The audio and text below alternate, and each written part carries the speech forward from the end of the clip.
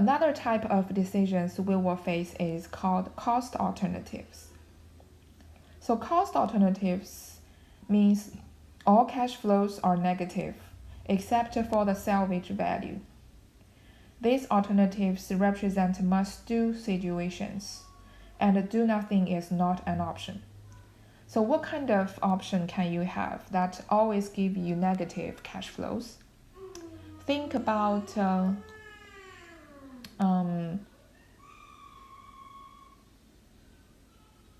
if you're in the government, you want to build a bridge, right?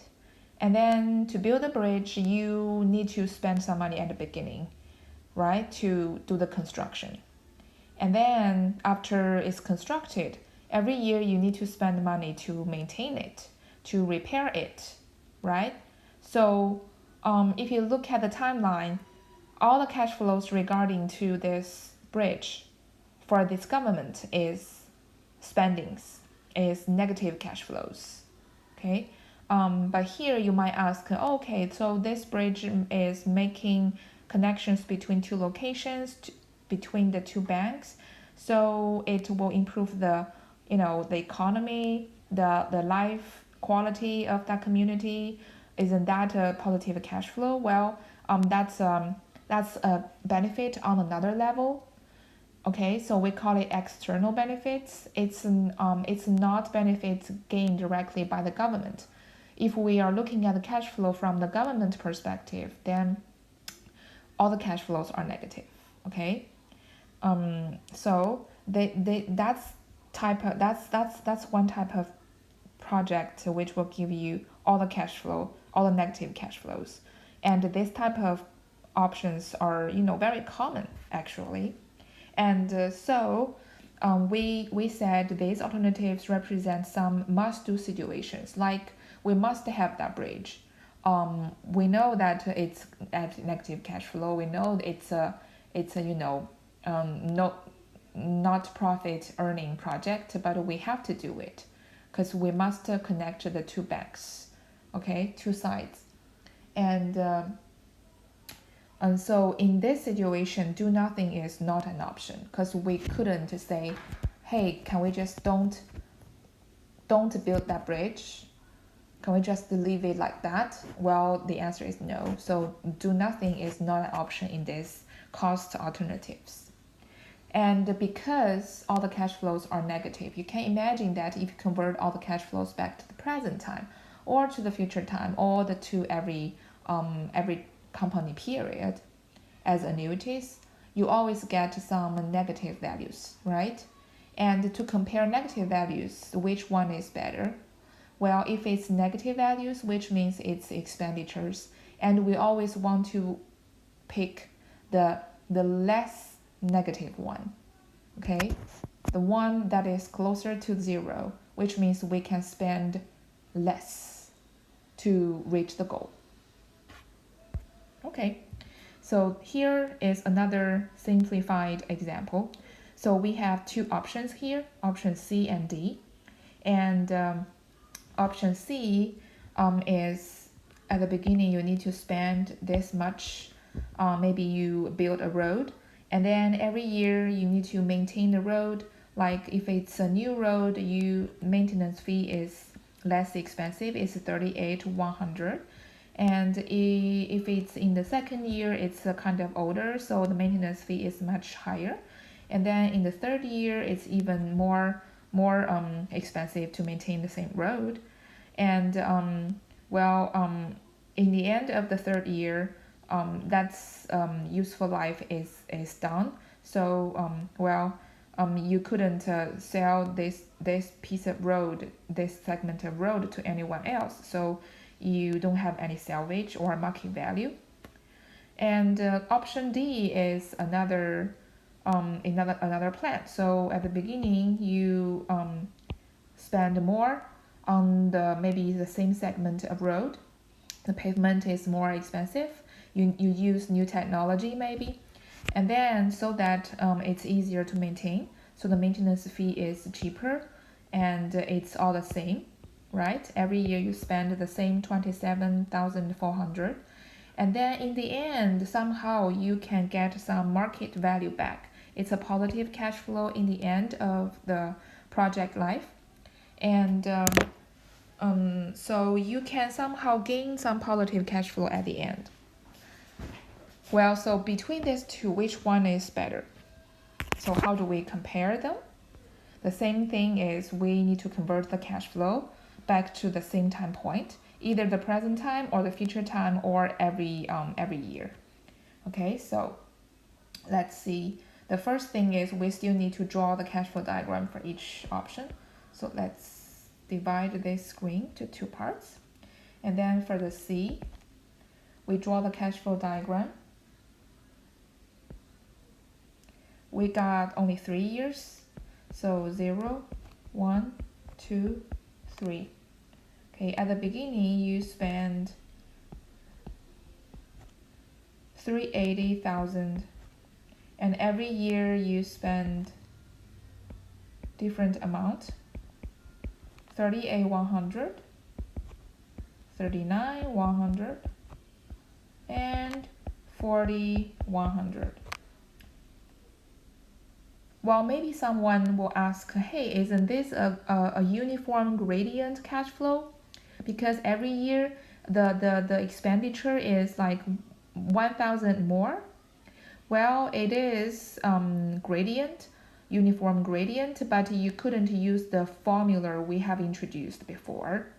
Why? Because in that formula, we assume that the first cash flow starts from the second year. Remember that? Starts from the end of the second period.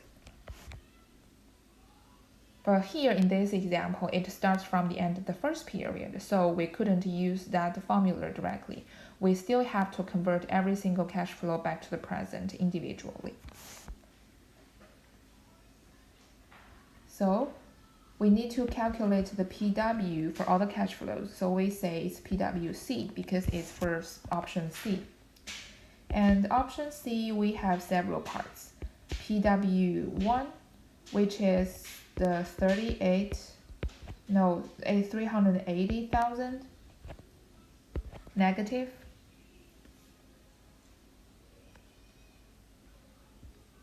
And you want to convert P to P, right? Present worth to present worth.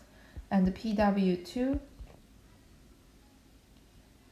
is from the negative 38,100. That expenditure at the beginning, at the end of the first year. And that is to convert a future cash flow to present worth. And the PW3 is from the negative 39,100 expenditure. And still you want to convert that future cash flow to present. And we still have PW4, which is the negative 40,100. And you want to convert that future cash flow to the present. So we have 4 parts. And the PW1 is already a present value, so you don't have to convert anything. Just copy that value here. PW2 is negative, of course. Convert F to P. So the formula is F times P slash F. 10%, 3. So this is negative 38,100 times that factor, P slash F, 3. So this is the factor you're going to use for this. It's 0.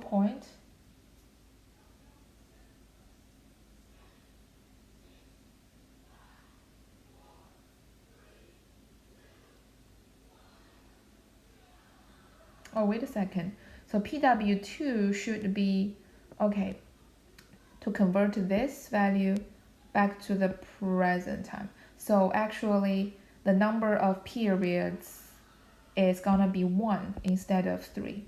Okay, because the interval between the beginning and the 38,100 is only 1 year, so it's 1. And so this is gonna be the value, the factor you're going to use. So 0.9091.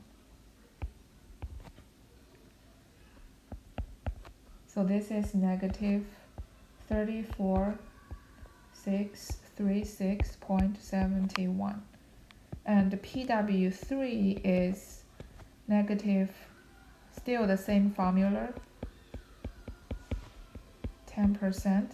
But the 39,100 is 2 years apart from the present worth, right? So the number of n is 2.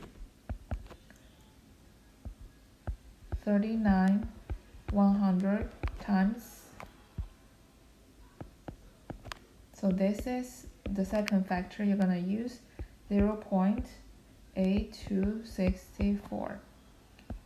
That is negative 32312.24. PW4 is to convert the 40,100 back to the present. So still it's F times P slash F, 10%. That is 3 years apart. So the number of n is 3. The value of n is 3. And it's 40,100 times, now it's this one, 0.7513. That is negative 30,127.13. So PWC is the sum of all of these 4 parts.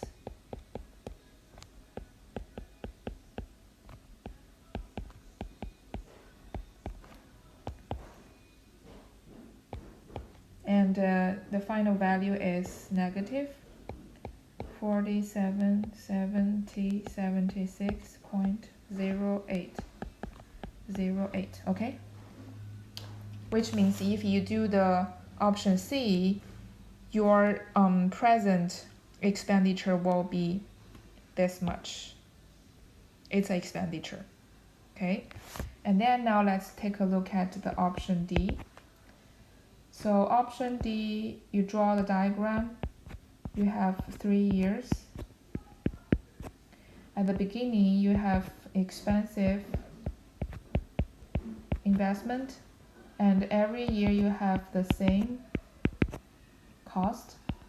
A is 27,400, but at the end you can somehow sell this. So you have a market value positive 26,000. That's the cash flow diagram. And then you want to convert everything back to the present. So it's the present worth for project D. And it has 3 parts. PW1 is from the negative 415,000 to convert to present. PW2 is from the negative annuities. So you want to convert annuities to present. PW3 is the positive 26,000. And it's a future cash flow. So you want to convert F to P. Excuse me.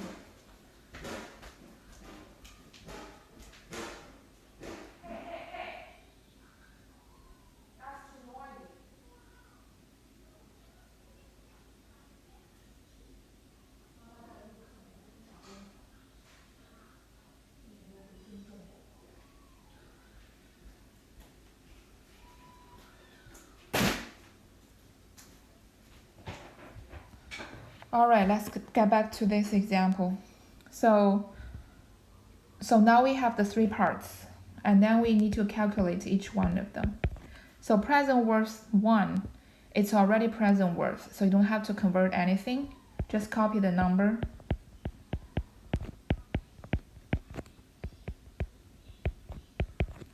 PW2 is to convert the annuity to the present worth, so you use the formula negative A, P slash A 10%, it's 3 years, so n is 3.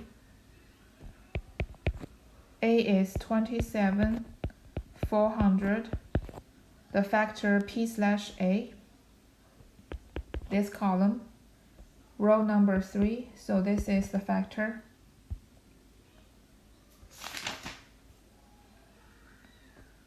(2.4869). It's negative 68,141.606. Okay, and then PW3 is to convert this 26,000 positive value back to the present, so it's positive. The formula is F times P/F, 10%, 3, positive 26,000 P/F. So this is the factor again, 0.7513. So the value is 19533.8. So PWD is the sum of these 3 parts.